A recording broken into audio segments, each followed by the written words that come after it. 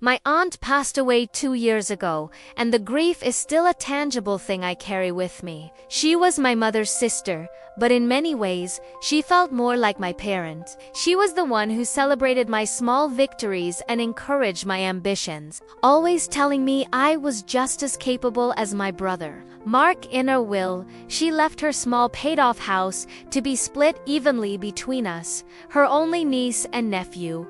It was her most significant asset, and she made it explicitly clear in the legal documents that it was to be a 50-50 split. I felt a sense of peace, knowing she had been so fair, so deliberate in looking out for both of us equally. At the time, it seemed like a blessing, a final gift from a woman I adored. The house itself was modest but in a decent neighborhood that was slowly becoming more popular.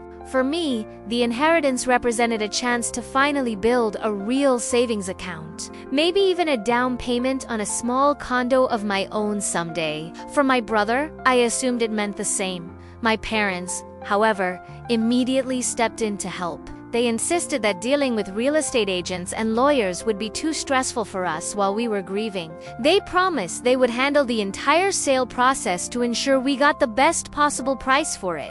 Looking back, their eagerness was the first red flag, but I was too clouded by sorrow to see it. It felt like they were taking a burden off my shoulders. My mother assured me they knew the market better than anyone and would act as our fierce advocates. She said their only goal was to honor my aunt's wishes and secure our futures. I trusted them completely. Why wouldn't I? They were my parents. The idea that they would do anything to harm me financially was simply unthinkable. So, I agreed. And so did Mark. We signed the necessary paperwork, giving them the authority to manage the sale on our behalf. The process dragged on for months. Every week, my mother would call with a sigh, telling me about the dismal state of the market. She'd say that the house needed more work than they initially thought, that buyers were making insultingly low offers. Her tone was always one of weary disappointment, as if she were fighting a losing battle for us. She painted a picture of a decaying property that no one wanted. She lamented that my aunt had let the place go and that its value was plummeting with each passing day. She made it sound like they were doing us a monumental favor by even continuing to try to sell it. My brother seemed completely detached from the entire ordeal. Whenever I brought it up with him, he'd just shrugged and say he trusted Mom and Dad to handle it. He never questioned their reports of a terrible market or the lack of serious offers. He was busy with his own life, and it was clear he didn't want to be bothered with the details. This should have been another warning sign. Mark was never one to be so casual about money, but at the time, I just thought he was grieving in his own way, by detaching himself from the process. I was the one who kept in touch with my parents, listening to all their complaints. They spoke about one family in particular that was interested but kept lowballing them. My father would get on the phone and complain about how disrespectful they were, trying to take advantage of our situation. He said they were trying to get the price so low it was practically theft. I felt a surge of gratitude toward him for protecting us, for standing up for my aunt's legacy. They framed every interaction as a struggle, a fight against a greedy world where they were our only protectors. They were building a narrative, piece by piece, and I was their most captive audience, believing every word they said. After nearly a year, they finally called to say they had sold the house.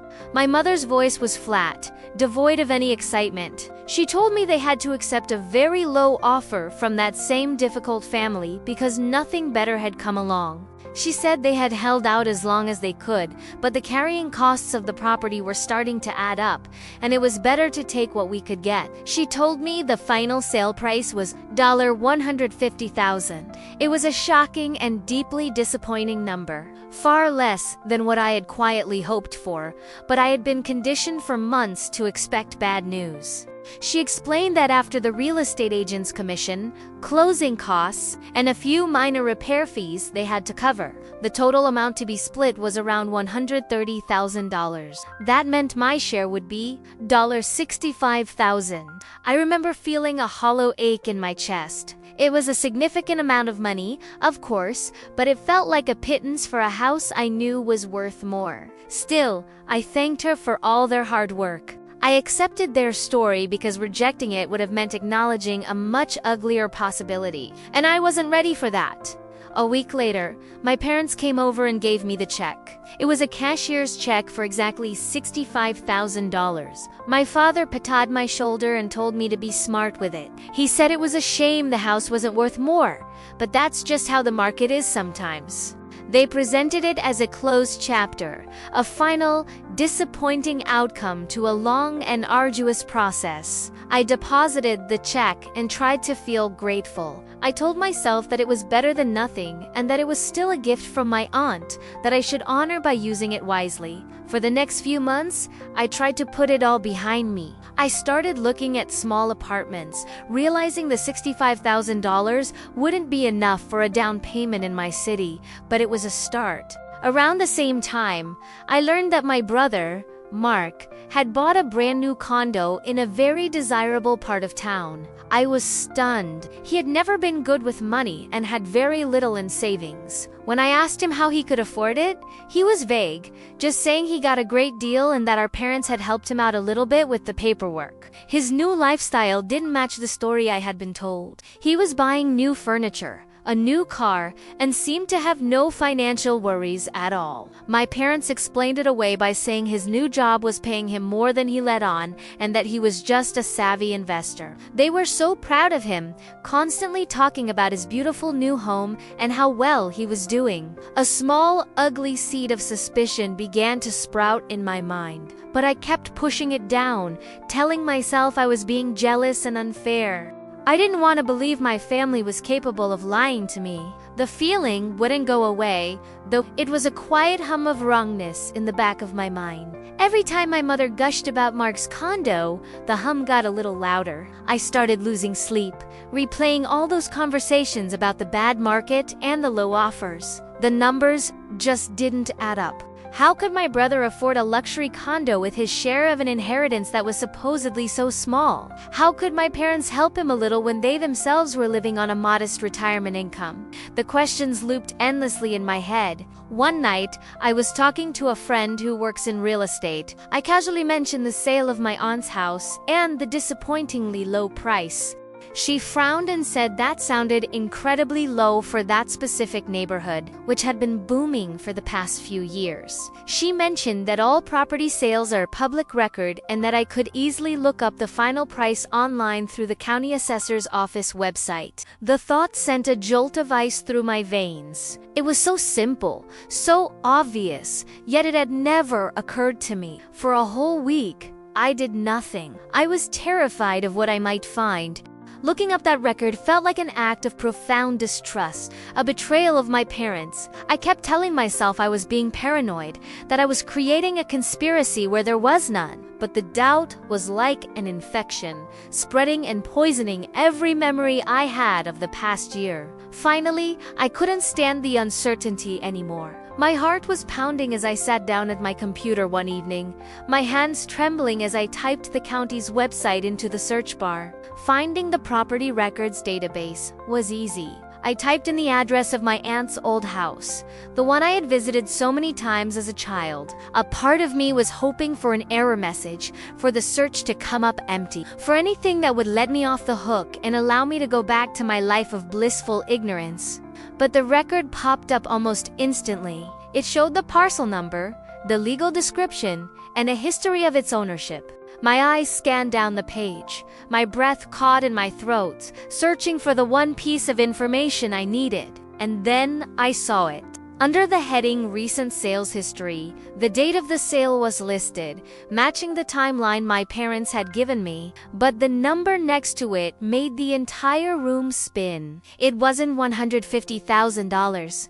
It wasn't even close. The screen displayed the official, legally recorded sale price in stark black and white, a number that couldn't be argued with or explained away. The house had been sold for $420,000. Primera stared at it, reading the number over and over again, feeling the blood drain from my face. $420,000. I did the math in my head, my mind feeling slow and thick. After a standard 6% commission for the real estate agent, that would be around $25,200.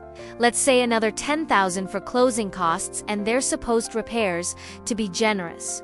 That would leave a net profit of roughly $385,000. My half of that should have been over $190,000. They had kept $125,000 of my inheritance and given it to my brother. The betrayal was so immense, so cold-blooded, that I felt like I couldn't breathe. It wasn't a misunderstanding or a small lie. It was a calculated theft, orchestrated by my own parents against their daughter, in favor of their son. All the phone calls, the stories of the bad market, the feigned disappointment, it was all a meticulously crafted performance designed to defraud me. They had looked me in the eye, handed me a check, and told me to be grateful for the scraps while they secretly funneled a life-changing amount of money to my brother. Suddenly, everything made sense. Mark's new condo, his new car, his carefree attitude, his down payment was my money. His financial security was built on my loss. It wasn't just helped a little by our parents. He was the sole beneficiary of a crime they had committed. The hurt was deeper than just the money. It was the realization that in my parents' eyes, my future was worth less than his. My security was expendable, a resource to be plundered to elevate my brother. I was the supporting character in the story of his success. I spent the rest of the night in a state of numb shock. I printed out the page from the county website, the official record of their life. I just sat on my couch, staring at the paper, the numbers burning into my memory. Sleep was impossible. The next morning, I drove to my parents' house. I didn't call first. I walked in, my hands shaking, the printed record clutched in my fist. They were in the kitchen, smiling, and my mom asked if I wanted coffee. The sheer normalcy of the scene made me feel sick to my stomach. I didn't say anything. I just walked over to the kitchen table and laid the paper down in front of them. My father glanced at it, and a flicker of confusion crossed his face before it was replaced by a look of pure, unadulterated panic. My mother looked at it, and her cheerful smile dissolved instantly. She looked up at me, eyes wide. The silence in the room was deafening. There was no need for accusations. The proof of their deception was right there between us. My father was the first to speak. He started to stammer, trying to come up with an explanation, but the words wouldn't form. My mother just started to cry silently, not tears of remorse, but tears of someone who had been caught. I finally found my voice, and it was colder than I had ever heard it. I just asked, why? It was the only question that mattered. Why would they do this to me? Why would they steal from their own daughter? My mother's explanation, when it finally came, shattered what little was left of my heart.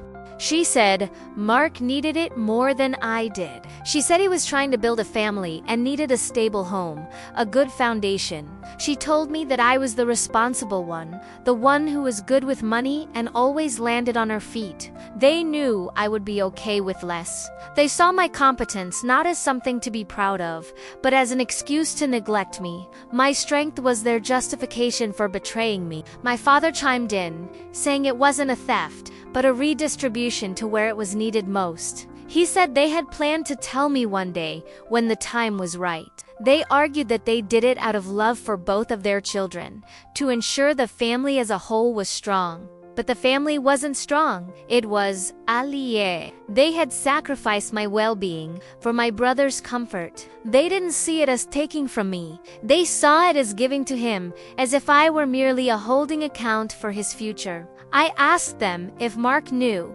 Did he know the true sale price? Was he in on the lie from the beginning? My mother hesitated, and that was all the answer I needed. Of course, he knew. His passive, detached attitude suddenly made perfect sense. He wasn't avoiding the stress of the sale. He was avoiding the guilt of the conspiracy. He knew the whole time that his new life was being funded by my inheritance, and he let it happen. He let our parents lie to me, and he accepted the money without a second thought. The confrontation was quiet. There was no screaming or shouting. I was too broken for that. I just felt a profound and desolate emptiness. The people who were supposed to protect me, to love me unconditionally, had viewed me as a resource to be exploited.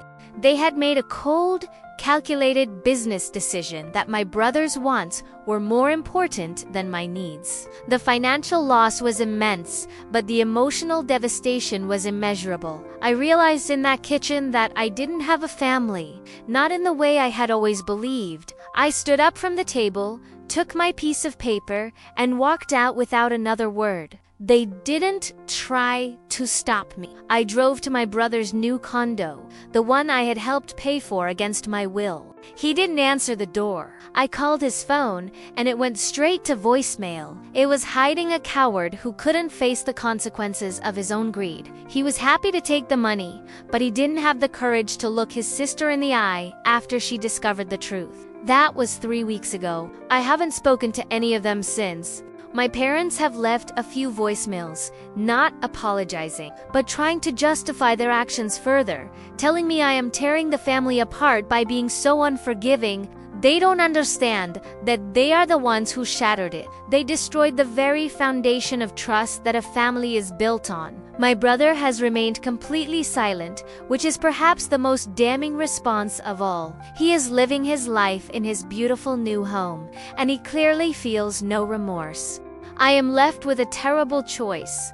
I have the legal document. I have a clear-cut case for fraud and theft. A lawyer told me I would win easily, but taking legal action would mean suing my own parents and my brother. It would mean turning this private, painful betrayal into a public spectacle and creating a rift that could never, ever be healed. It would be a final, definitive declaration of war against the people I am supposed to love. On the other hand, doing nothing feels like letting them get away with it. It feels like validating their belief that I am a pushover, that my future doesn't matter. If primera wa elikawaii, they will have successfully stolen $125,000 from me, and they will have faced zero consequences for their actions. It sends the message that it's okay to treat me this way, that my role is to sacrifice for the good of my brother, the chosen one. The money is one thing. It represents a future I could have had, a level of security that has been stolen from me. But it's the lie that I can't get over. The months of manipulation, the coordinated effort to deceive me, the utter lack of conscience. How do I ever recover from that? How do you forgive people who are willing to sacrifice your happiness for someone else's? How can I ever look at them again without seeing them as thieves who smiled at me while they robbed me? I feel completely alone in this. My aunt, the one person who always saw my worth and treated me fairly, is gone. And the family she left me with has proven to be my greatest adversary. They broke my trust so completely that I find myself questioning everything. This wasn't a mistake or a moment of weakness. This was a plan, executed over the course of a year. It was a conscious decision made by 3 people against 1. So, this is my situation now. I am sitting in my small, rented apartment, looking at the printout of the public record that changed my entire life. I have the power to reclaim what is legally mine, but at the cost of what little is left of my family. Or I can choose peace, cut them out of my life, and try to move on, forever knowing that they succeeded in their betrayal. I genuinely don't know which path is worse. Both feel like a life sentence of loss and pain. I keep thinking about my aunt. She wanted to give us both a fair start, an equal gift to show her love. She would be horrified to know what my parents and brother did with her final wish. They twisted her act of generosity into a weapon of favoritism and an instrument of profound injustice. They dishonored her memory in the most disgusting way possible, and I feel like I owe it to her to fight for what she intended for me to have. But I am so tired. The thought of lawyers in courtrooms and depositions where I have to face my family makes me feel physically ill. The emotional toll of such a battle seems unbearable. Is the money worth that level of trauma? Is there any price that could possibly compensate for the loss of my family? Even a family as broken and toxic as mine has turned out to be, the money feels both essential and completely insignificant at the same time. My parents' justification that I was the strong one echoes in my head. It feels like a punishment for being responsible, for being independent. It's as if my entire life, every good decision I made, every time I worked hard and saved my money, was just seen by them as proof that I didn't need their help or fairness. They raised me to be self-sufficient and then used that self-sufficiency as a reason to cheat me out of my inheritance. It's a cruel and twisted logic that I can't seem to escape. The worst part is the loneliness. Before this, I thought I had a safety net. I thought that no matter what happened in my life, I had my family to fall back on. Now I see that I never did. My safety net had a gaping hole in it, shaped exactly like my brother. I wasn't a daughter to them in the same way he was a son. I was a secondary concern, an afterthought. My needs were always negotiable, while his were paramount. This knowledge is a colder, harder truth than any financial loss. I feel like I'm standing at a crossroads, and both roads lead off a cliff. One is a fiery, destructive crash of legal battles and public humiliation. The other is a quiet, lonely fall into resentment and acceptance of injustice. I don't know which one to choose. I don't know how to move forward from this. How do you rebuild your life when the architects of it are the ones who deliberately knocked it down? That's the question I can't answer. So I am turning to strangers on the internet, hoping for some clarity that I cannot find on my own. Has anyone else been through something like this? What did you do? Do I fight for the money and my sense of justice, even if it means destroying my family forever? Or do I walk away, preserving my own sanity, but allowing them to get away with this profound betrayal? I just don't know what to do, and I'm afraid of making the wrong choice. My brother is living in a home built on a foundation of lies and theft. My parents are living with the knowledge of what they did, seemingly unbothered by their own corruption. Anyam ere in the rubble of it all, trying to figure out how to take the next step. Every option feels like a defeat. Every path forward is stained by their actions. The trust is gone forever, and I'm not sure what, if anything, can be built in its place. The check for $65,000 is still sitting in my bank account. I haven't touched a penny of it. It feels like blood money, tainted by the deception and greed of the people I was supposed to be able to trust above all others. Looking at that balance in my account feels like looking at a monument to my own foolishness. A reminder that I believed them for so long while they were actively working against my best interests. It's a constant, painful reminder of the truth. I've started to grieve all over again. I'm grieving for my aunt, whose memory was tarnished by this affair. But I'm also grieving for the family I thought I had. I am mourning the loss of my parents and my brother, not because they are gone, but because they were never the people I believed them to be. The family I loved was a fiction, and I am now faced with the ugly reality of who they truly are. That is a loss that no amount of money could ever fix. The whole situation has left me with a deep-seated distrust of people in general. If my own parents could do this to me, what are strangers capable of? It has made me cynical and guarded. I feel like I'm building walls around myself to prevent ever getting hurt like this again. But a life lived inside a fortress is a lonely one. They didn't just steal my money. They stole my sense of safety and my belief in the inherent goodness of people, especially the ones you call family. My brother's silence is what hurts the most now. If he had shown even a shred of remorse or tried to explain himself, maybe there would be a sliver of hope. But his complete and total silence is an admission of his guilt and his indifference to my pain. He is happy with his 30 pieces of silver. He made his choice, and he chose a condo over his sister. That's a truth I will have to carry with me for the rest of my life. I sometimes wonder what they tell their friends. How do they explain Mark's sudden wealth? How do they talk about me? Do they paint me as the ungrateful daughter, the one causing trouble? It's highly likely they have constructed an entirely new narrative where they are the victims and I am the villain. The thought of them slandering my name to the rest of the world after robbing me is almost too much to bear. The web of lies just keeps getting bigger and more complex. My aunt named me in her will because she loved me and trusted that her wishes would be honored. She saw me. She valued me, and she wanted me to have a piece of her legacy. My parents saw that legacy as a slush fund for my brother. They looked at her final act of love and saw only a financial opportunity to further their agenda of favoritism. They failed her just as much as they failed me. It's a multi-layered betrayal that cuts across generations. And so, here I am, stuck. I am paralyzed by the weight of my decision. Suing them feels aggressive and destructive. Doing nothing feels passive and weak. There is no middle ground. There is no path that leads to a happy resolution where I get my money and my family back. I have to choose which loss I am more willing to endure: the financial loss or the complete and utter destruction of my familial ties. It's an impossible choice with no right answer. Every day I wake up, and for a brief second, I forget. Then the reality of the situation comes crashing back down on me, and the heavy feeling in my chest returns. It's a constant state of anxiety and sadness. This betrayal has become the defining event of my life, and I hate that they have that power over me. I want to move past it, but I can't. Not until I decide how to confront it once and for all. So I am asking for advice.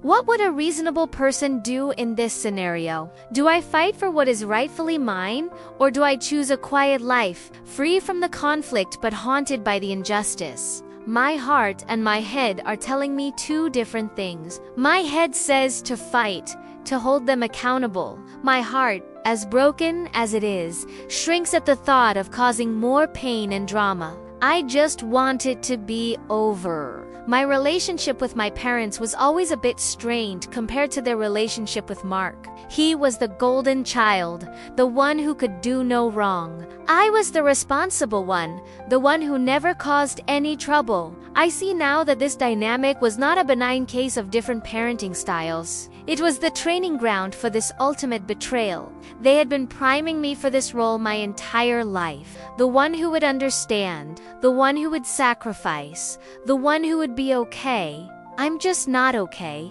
I have to make a decision soon. The statute of limitations for this kind of fraud is not infinite. Every day that I wait, my legal options become more complicated. The pressure is mounting, and I feel like I'm running out of time to make a choice that will irrevocably shape the rest of my future. The thought is terrifying. I'm being forced to clean up a mess that I did not create, and every possible solution involves some form of profound loss. The core of the issue is that my parents do not see me and my brother as equals.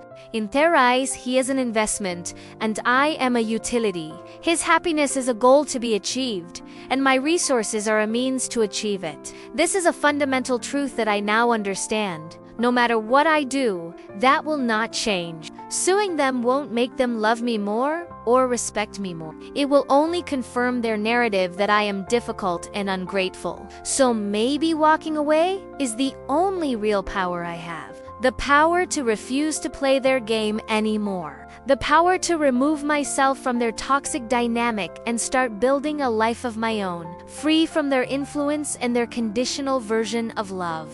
It would mean giving up the money, a significant amount that would make my life easier. But it might also mean gaining my freedom. Perhaps my real inheritance is the lesson I've learned about my own resilience, but the anger is still there. It's a burning coal in the pit of my stomach. The anger at their condescension, their lies, their theft. The anger at my brother's weakness and greed. The anger at a system that allowed them to do this sometimes that anger makes me want to fight.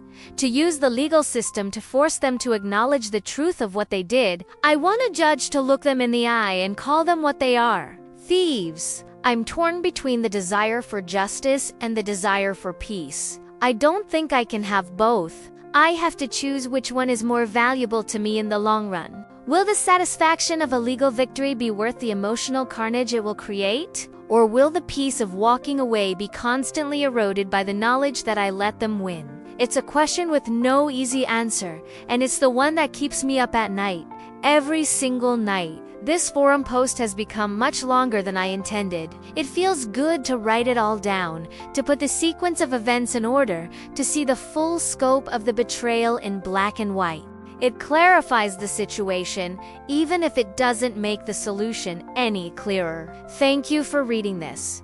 If you've made it this far, any perspective you can offer would be a lifeline right now, because I feel like I'm drowning and I can't see the shore. The final, bitter irony is that my parents always preached the importance of family. Family is everything. They would say, you have to stick together, no matter what. It seems what they really meant was that I had to stick by them, no matter what they did to me. The rules were never meant to apply to everyone equally. The concept of family was just another tool of control they used to keep me in line while they elevated my brother on a throne, built from my stolen future.